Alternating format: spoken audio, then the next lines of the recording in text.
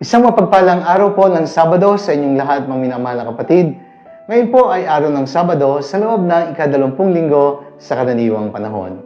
Pinabati po namin ang lahat ng mga viewers and followers of the Daily Gospel Reflection. Gayun din po ang pagbati namin sa mga deboto ni San Antonio ng Padua, sa mga members ng 1,000 Club of St. Anthony, at mga miyembro sa mga bukas palad ni San Antonio ng Padua. Kayo po mga nagmamahal at tumutulong sa amin.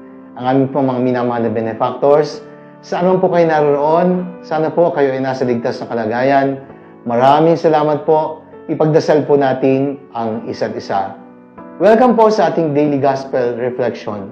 Sama-sama po nating pagnilayan ang mga salita ng Diyos mula sa Ebanghelyo para sa araw na ito.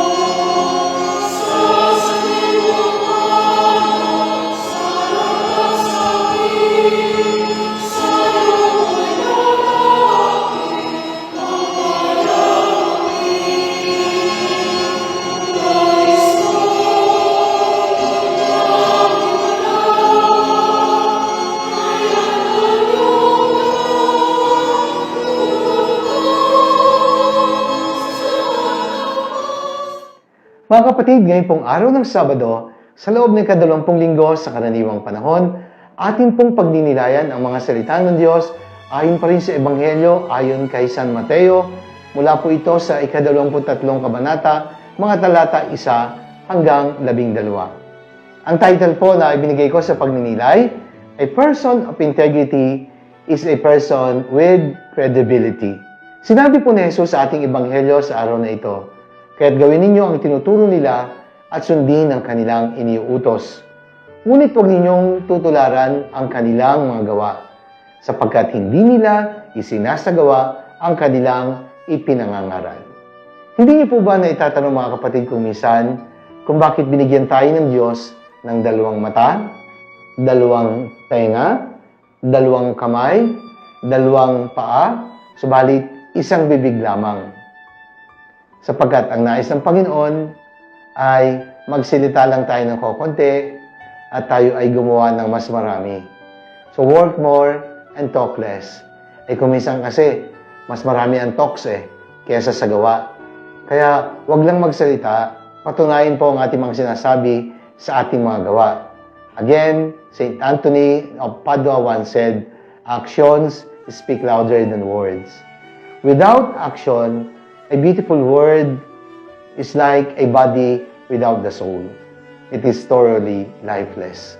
Ang salita ay nabibigyan ng buhay kapag ito ay ating isinasagawa. Kaya ang sabi ng Panginoon sa ating Ebanghelyo, bakit ninyo ako tinatawag na Panginoon, Panginoon, pero hindi naman ninyo tinutupad ang aking mga sinasabi? Remember that one kind word can change someone's entire day. But an act of kindness can change one's whole life or someone's whole life.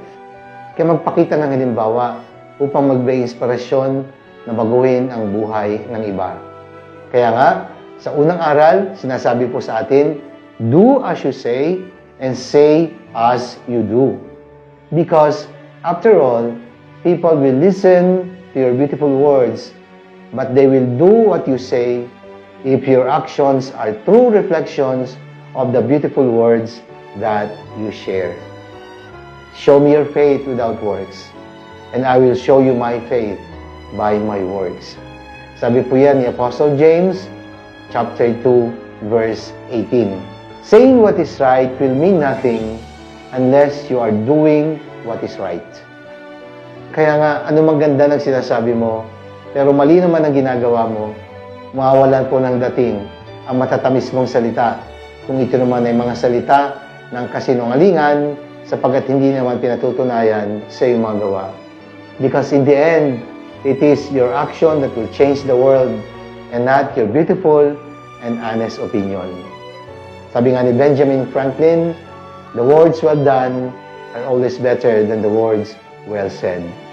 Pangalawa, do the right thing for the right reason. Gawin ang tamang bagay sa tamang dahilan. Baka nga gumagawa ka nga ng tama, pero masama naman pala ang intention mo. O kaya, mabuti yung pinapakita mo, pero hindi naman pala maganda ang layunin mo. O kahit na maganda ang iyong layunin, pero mali naman ang iyong ginagawa. Hindi rin po yan magiging tama at kalugod-lugod sa Diyos. Every good deed must be done with the right and honest intention. Hindi nagiging ganap ang ating ginagawang kabutihan kung ito ay tinutulak ng pagpapakitang tao lamang. Kung meron ka nakatagong masamang layunin sa mabuti mong ipinapakita sa iba, hindi po yan nalilihim sa Diyos at hindi yan kailanman magiging tama. Kaya magandang dahilan, tama rin ang iyong ginagawa. Maganda po ang magbigay ng tulong sa mga mahihirap, pero wag lang gawin kung nais mo makakuha ng boto dahil malapit na ang eleksyon. Hindi masama ang magpakita ng mabuti sa kapwa, basta't itinutulak ito ng malinis at mabuting layunin. Anumang mabuting gawain ay dapat na itinutulak ng mabuting hangarin. A person of integrity is also a person with credibility. Manalangin tayo. Ama naming makapangyarihan, bigyan mo po kami ng pusong tapat at bigyan mo kami ng lakas na maisabuhay at maisagawa ang aming mga mabubuting nalalaman at sinasabi sa aming kapwa.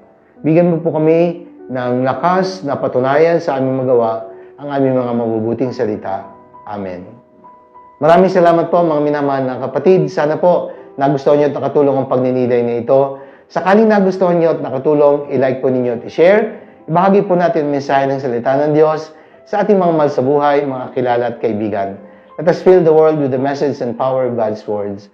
And my dear friends, viewers and followers, please support our post-benefit birthday concert on September 23 this year at 7 p.m. sa loob po ng simbahan, ng parokya at dambana ni San Antonio ng Padua. Ito po ay isang post-birthday benefit concert ni Father Emil sa pakikipagtulungan po ng National Shrine of San Antonio ng Padua at ng Commission on Family and Life. Ang malilikom po dito ay gagamitin sa pagpapagawa ng sakristiya ng simbahan at para po sa kinakailangan pondo ng Commission on Family and Life of the Diocese of San Pablo na ako po ang Commission Director. Kailangan po namin magpa-print ng maraming kopya ng mga aklat na ibibigay po sa mga CFL workers na nagbibigay po ng mga seminars sa mga couples na inihahanda para sa kanilang kasal. Maraming salamat po at pagpalain tayo ng makapangyarihan Diyos, Ama at ng Anak ng Espiritu Santo. Amen.